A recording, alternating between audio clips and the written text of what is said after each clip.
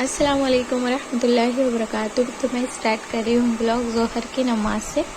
माशाल्लाह से मेरी ज़ोहर की नमाज़ हो चुकी है। अल्लाह ताला हम सबको 5 वक्त की नमाज़ पढ़ने की तौफीक अता फरमाए। तो मैं ऑनलाइन आलमियत कोर्स कर रही हूँ, तो उसका जो होमवर्क रहता है वो सारा भी हो चुका है। मैं ये सब जो भी टेबल वगैरह सब जो है सॉर्ट आउट कर लेती हूँ। फ़िलहाल ये टेबल लगने वाला है मुझे 2 घंटे बाद, क्योंकि मैं जो है मेहंदी क्लास भी लेती हूँ, तो उसके लिए मुझे लगता है ये। तो मेरे बेड पर ही से ये सारी चीज़ें जो है पड़ी रहती हैं। और ये फ़िलहाल में हाथ ये मैंने मेहंदी का बनाया था, तो मैंने इसमें फेविकॉल नहीं लगाया। ये जो है ना, ये मेहंदी को मैंने निकाल लिया और ये काफ़ी अच्छा भी दिख रहा है और इससे जल्दी ख़राब भी नहीं होगा। वैसे फेविकॉल लगाओ ना तो कभी ना कभी मेहंदी निकल ही जाती है।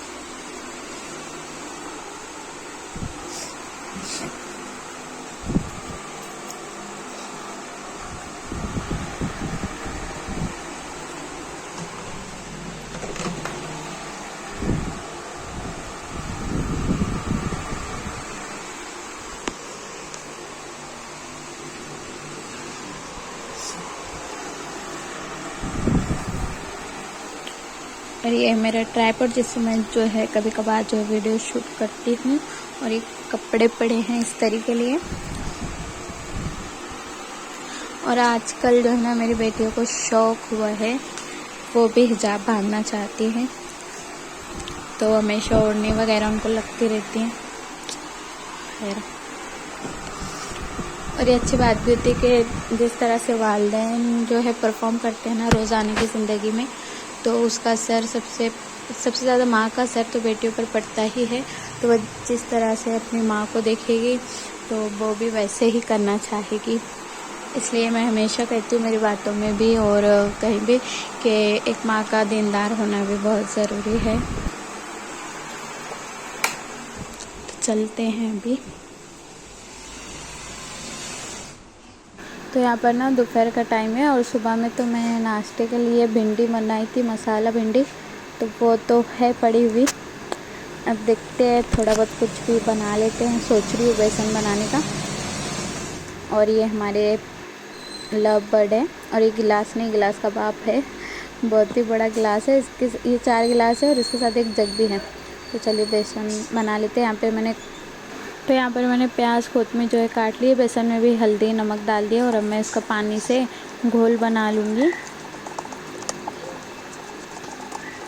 तो यहाँ पर मुझे आप लोगों से एक बात शेयर करनी है, जो कि वाक़या मेरे साथ ही हुआ।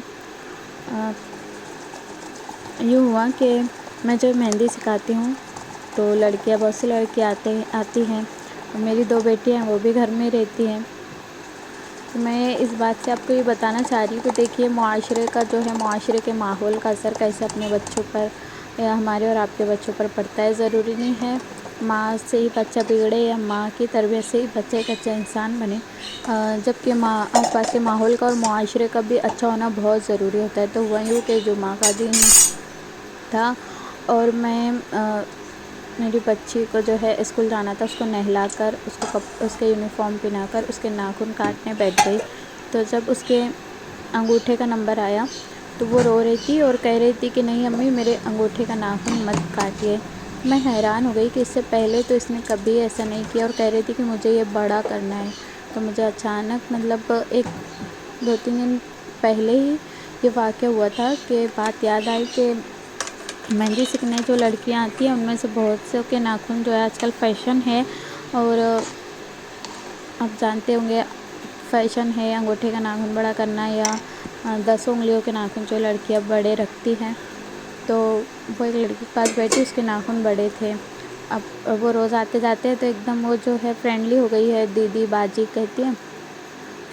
वो बैठ गई और उससे कहने लगी आपने नाखून क्यों बड़ा किया है।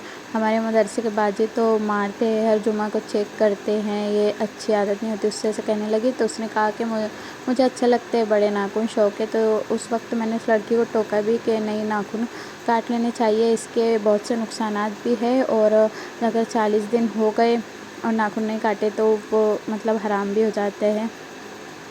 तो वो वाक़या हो गया ना, उस लड़की ने उसके बाद कुछ कहा ना मैंने ना मेरी बच्ची ने।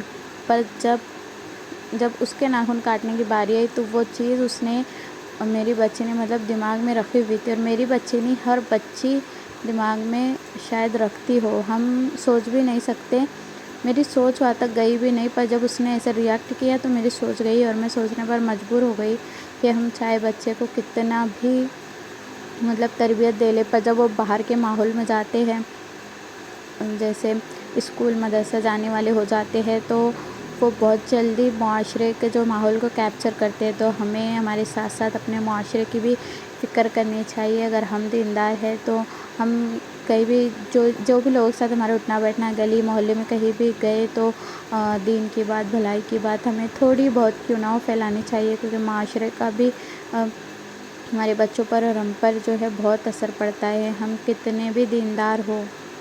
تو بس یہی چھوٹی سی بات تھی جو آپ لوگوں سے شیئر کرنی تھی، اور میں نے سوچا کہ بہت سے لوگ اس سے ریلیٹ کریں گے۔ کبھی کبھی ہمارے بچے بہت سے ایسے کویشچن کر لیتے ہیں جس کا آنسر مطلب ہم خود انہیں دے نہیں پاتے معاشرے کی وجہ سے، تو اللہ تعالیٰ ہماری اور ہمارے بچوں کو بھی دین پر چلنا جو ہے ان کے لیے آسان فرمائے، اور دین کا راستہ ان کے لیے آسان کرے۔ تو یہاں پر دوسرے دن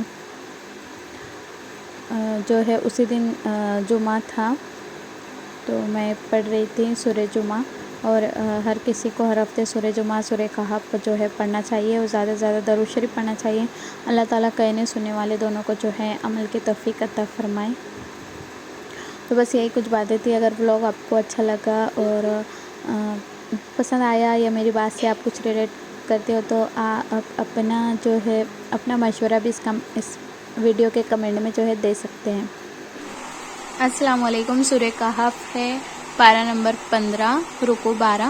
تو جمعہ کے دن سورہ کہف بھی پڑھیے۔ سورہ کہف پڑھنے کی یہ فضیلت ہے کہ سورہ کہف کا جمعہ کے دن پڑھنا زمین و آسمان تک نور پیدا کرتا ہے، 8 دن وہ نور برابر قائم رہتا ہے، پھر اس کے پڑھنے والے کو یہ سارا نور قبر میں اور قبر کے بعد قیامت میں دیا جائے گا۔ تھوڑی بڑی سورہ ہے، پر اگر آپ پڑھنا چاہیں تو پڑھ سکتے ہیں، اور ہو سکے تو ہر جمعہ کو پڑھنے کی کوشش کیجیے، اور اپنی دعاؤں میں یاد رکھیے۔